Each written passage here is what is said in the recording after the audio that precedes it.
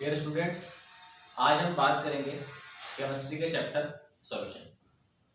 इसके पहले वाले वीडियो में हमने बात की थी केमिस्ट्री के होल सिलेबस के बारे में कि केमिस्ट्री के किस चैप्टर में हमें किस टॉपिक के बारे में बात करना है। तो आज हम स्टार्ट करेंगे केमिस्ट्री का चैप्टर सॉल्यूशन। आपको सॉल्यूशन चैप्टर के बारे में मैं पहले ही बता चुका था कि सॉल्यूशन चैप्टर में हमें किन किन टॉपिक्स के बारे में बात करना है। तो पहले इस चैप्टर को स्टार्ट करने से पहले हम फिर से एक बार दोबारा से देखते हैं कि एक्चुअल में सॉल्यूशन होता क्या है। तो सबसे पहली बात आपको बताया था मैंने कि सॉल्यूट और सॉल्वेंट अगर हम इन दोनों को मिला दें तो इन दोनों के थ्रू जिसका फॉर्मेशन होगा वो होगा सॉल्यूशन।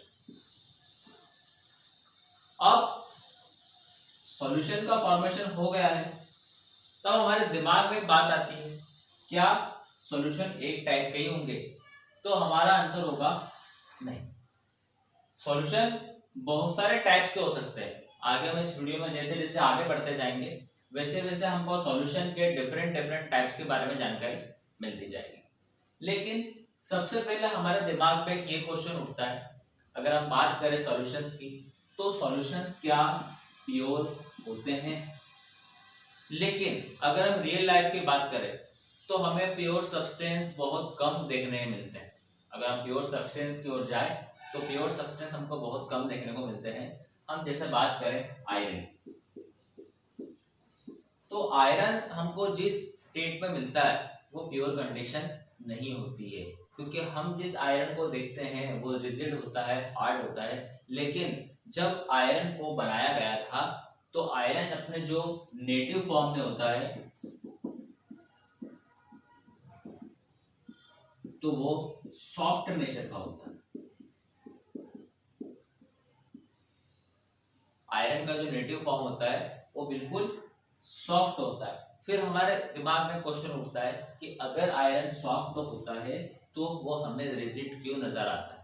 तो उसका आंसर ये है कि आयरन, जब हम आयरन की रिफाइनिंग करते हैं, हमने एक्सट्रैक्शन ऑफ मेटल क्लास 10 में पढ़ा था, तो आयरन जो होता है वो सॉफ्ट फॉर्म में होता है। तो ऐसा कौन सा सब्सटेंस या ऐसा कौन सा मेटल या ऐसा कौन सा नॉन मेटल हम उसमें ऐड कर देंगे जिससे आयरन जो होगा वो रिजिडनेस शो करेगा? तो आयरन में हम ऐड करेंगे कार्बन। फिर हमारी बात आती है कि कार्बन का कितना अमाउंट हम आयरन में ऐड करें तो आयरन में रिजिडनेस आ जाएगी। तो बहुत सारे एग्जाम्स में क्वेश्चन पूछा गया है, सिर्फ 0.2 से लेकर 0.3% अगर हम कार्बन का अमाउंट इस आयरन में ऐड कर देंगे तो आयरन जो होगा वो रिजिडनेस नेचर में आ जाएगा। तो इसलिए सबसे पहले कि तो हमारा जितने भी सब्सटेंस होते हैं वो प्योर फॉर्म में नहीं रहते। फिर अब हमारा आयरन जो है वो रिजिड फॉर्म में आ गया है। अब हम हमारे अकॉर्डिंग उसके मल्टीपल यूज हो सकते हैं, डिफरेंट पर्पस के लिए हम आयरन का यूज कर सकते हैं। फॉर एग्जांपल के लिए अगर रेलवे ट्रैक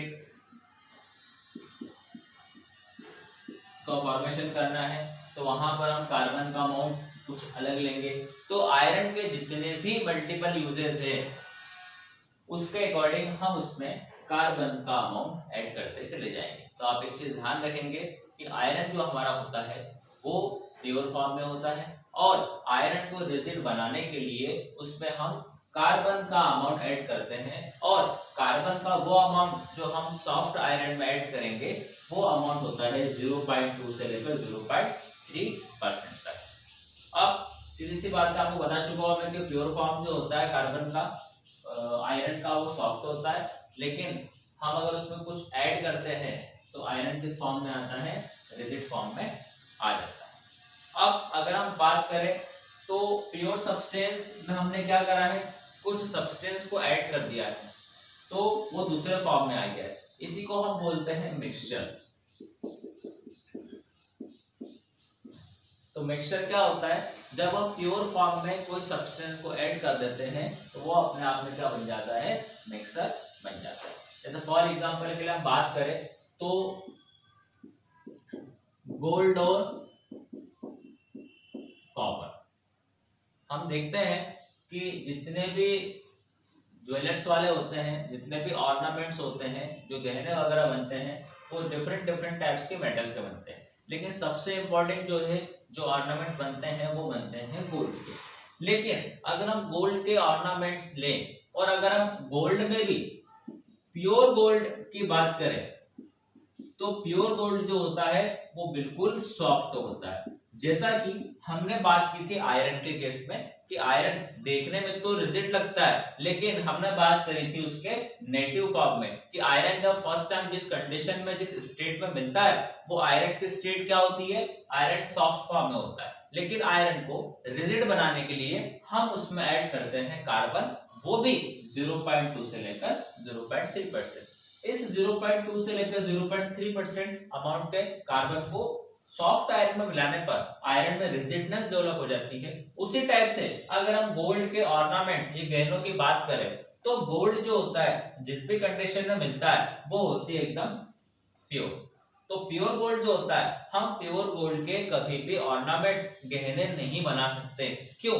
अगर हमने प्योर गोल्ड के ऑर्नामेंट्स बनाए तो वो बहुत जल्द टूट जाएंगे, इसलिए गोल्ड के ऑर्नामेंट्स लंबे समय तक सर्विस दे, इसलिए हम गोल्ड में माइनर अमाउंट में कॉपर का ऐड करते हैं। तो कॉपर को ऐड करने से क्या होगा, क्योंकि गोल्ड जो होता है वो प्योर फॉर्म में होता है, अगर उसमें कॉपर का कुछ अमाउंट ऐड कर देंगे तो गोल्ड में रिजिडनेस आ जाएगी। इसका मतलब जैसे आयरन में कॉपर कार्बन का अमाउंट हम ऐड कर रहे थे तो आयरन में रिजिडनेस आई थी, उसी टाइप से अगर हम प्योर गोल्ड जो कि सॉफ्ट फॉर्म में होता है, अगर प्योर गोल्ड में हम अगर कॉपर को ऐड कर देंगे तो गोल्ड में क्या होगा, रिजिडनेस आ जाएगी। दूसरा, हम गोल्ड में जितने भी ऑर्नामेंट्स बना रहे हैं हम उस पर डिजाइनिंग कर सकते हैं, लेकिन आप प्योर गोल्ड पे डिजाइनिंग नहीं कर सकते, क्योंकि प्योर गोल्ड पे डिजाइनिंग करने जाएंगे तो गोल्ड क्या हो जाएगा, डैमेज हो सकता है, टूट सकता है। इसीलिए गोल्ड के जब भी ऑर्नामेंट्स बनते हैं उसमें सबसे पहले कॉपर का अमाउंट ऐड किया जाता है और गोल्ड और कॉपर को मिक्स करने के बाद फिर गोल्ड के ऑर्नामेंट्स बनाए जाते हैं। तो ये डिजाइनिंग इससे अच्छी तरीके से होती है, लेकिन कभी कभी डिजाइनिंग के लिए तो यूज करते लेकिन कभी कभी मूर्ख भी बना देते हैं। कुछ ऐसी चीजें हो जाती है, इसमें बोलते हैं पायरेसी, चोरी करना। कभी कभी क्या हुआ, गोल्ड का अमाउंट बहुत माइनर अमाउंट में ले लिया और कॉपर का अमाउंट से बढ़ा दिया, क्योंकि गोल्ड और कॉपर कहीं ना कहीं सिमिलर दिखते हैं, हम उसमें अच्छे से पहचान नहीं कर सकते। तो यहाँ पर गोल्ड का जो यूज करते हैं ऑर्नामेंट बनाने के लिए करते हैं, और गोल्ड में जब ऑर्नामेंट्स बनते हैं तो उसमें कॉपर का अमाउंट उसमें क्या कर देते हैं, ऐड कर देते हैं। इसका मतलब ये अपने आप में क्या हो गया, मिक्सचर। गोल्ड और कॉपर का जो कॉम्बिनेशन होगा अपने आप में क्या हो गया, ये मिक्सचर हो गया। तो सीधी सी बात है कि प्योर सब्सटेंस है, हम अगर दो प्योर सब्सटेंस को अगर ऐड करेंगे, प्योर सब्सटेंस को हमने अगर ऐड कर दिया है, फॉर एग्जांपल अगर हम बात करें ए और बी, तो ए और बी अपने आप में एक मिक्सचर का फॉर्मेशन करेंगे। तो मिक्सचर क्या है, जब दो प्योर सब्सटेंस आपस में ऐड हो जाते हैं तो मिक्सचर का फॉर्मेशन हो जाता है। अब आप इसको नोट कर लीजिए, उसके बाद हम आगे बढ़ते हैं।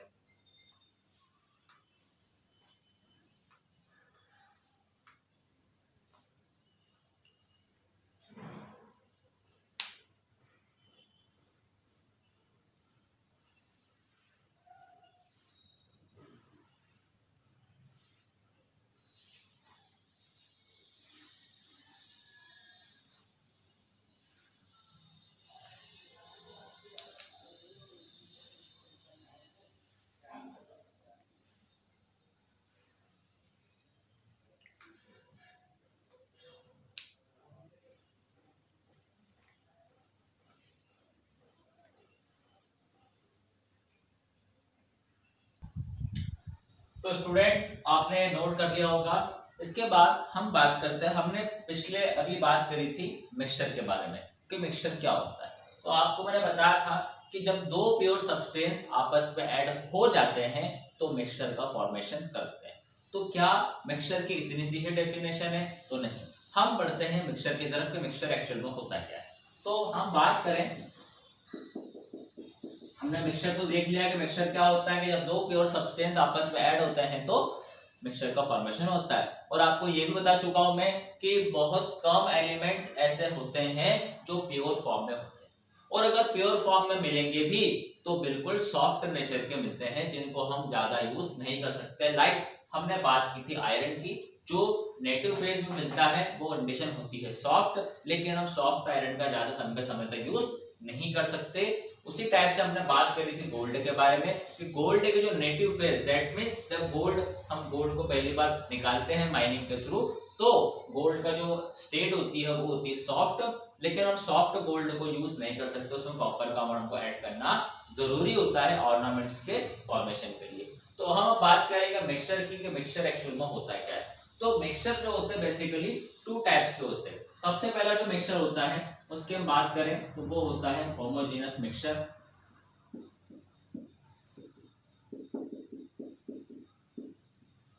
और दूसरा जो होता है वो होता है हेटेरोजेनस मिक्सचर।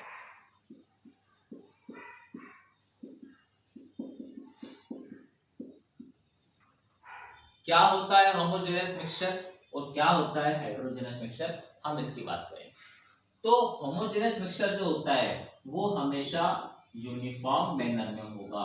किस मैनर में होगा? यूनिफॉर्म मैनर में होगा। अब आपके दिमाग में क्वेश्चन उठ रहा होगा यूनिफॉर्म मैनर, जैसे हम यूनिफॉर्म की बात करें स्कूल से उसको कनेक्ट करके देखते हैं कि स्कूल में डिफरेंट क्लासेस में डिफरेंट स्टूडेंट्स रहते हैं, लेकिन आपने देखा होगा कि किसी भी स्कूल में स्टूडेंट्स की यूनिफॉर्म जो होती है वो सिमिलर होती है, सेम होती है, मतलब एक जैसी। तो हम अगर मिक्सचर की बात करें और मिक्सचर में भी जो हम होमोजेनियस मिक्सचर की बात करें तो होमोजेनियस का मतलब होता है यूनिफॉर्म मैनर।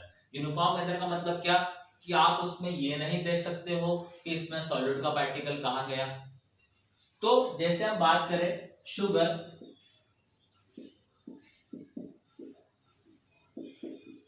और वाटर का कॉम्बिनेशन, अगर आप एक ग्लास में वाटर लेते हैं और उसमें शुगर डालते हैं और थोड़ी देर तक उसको मिलाते हैं तो शुगर के पार्टिकल्स जो होंगे वो कुछ देर के बाद दिखाई नहीं देंगे, सिर्फ हमको लिक्विड यानी कि हमको वाटर ही दिखाई देगा। इसका मतलब ये हुआ है कि शुगर के जितने भी पार्टिकल्स थे जिसको हम सॉलिड बोलते हैं तो वो पूरी तरीके से उस वाटर में, दैट मींस उस सॉल्वेंट में क्या हो गए हैं? डिसॉल्व हो गए हैं। मतलब दोनों ने मिलकर एक यूनिफॉर्म मेजर बना लिया है जिसमें हमको शुगर के पार्टिकल नजर नहीं आएंगे, हमको सिर्फ एक यूनिफॉर्म सॉल्यूशन नजर आएगा।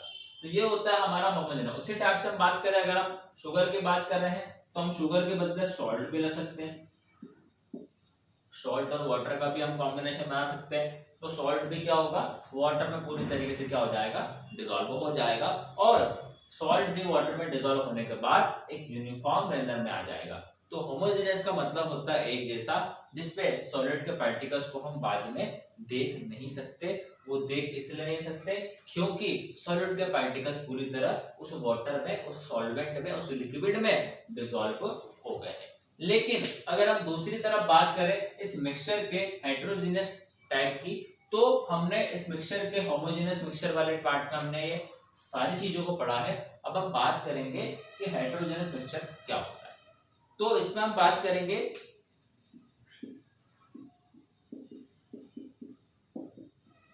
solute particles can be easily, मतलब हमने यहाँ पर क्या बात की थी, अगर हम शुगर को वाटर में या सॉल्ट को वाटर में ऐड करते हैं तो थोड़े समय के बाद हम शुगर और सॉल्ट के सॉलिड पार्टिकल्स को देख नहीं सकते। लेकिन हेटेरोजेनस मिक्सचर में ऐसा नहीं है। अगर हम बात करें सॉलिड पार्टिकल्स की तो यहाँ पर हम सॉलिड पार्टिकल्स को देख नहीं पा रहे थे, लेकिन हेटेरोजेनस मिक्सचर एक ऐसा मिक्सचर होता है जिसमें आप सॉलिड पार्टिकल्स को आसानी से देख सकते हो। जैसे हम फॉर एग्जांपल के लिए बात करें, हमने मिट्टी ली, सैंड और वाटर का कॉम्बिनेशन लिया। किसी ग्लास में हमने वाटर लिया और उस वाटर में हमने क्या डाल दिया? मिट्टी डाल दी है।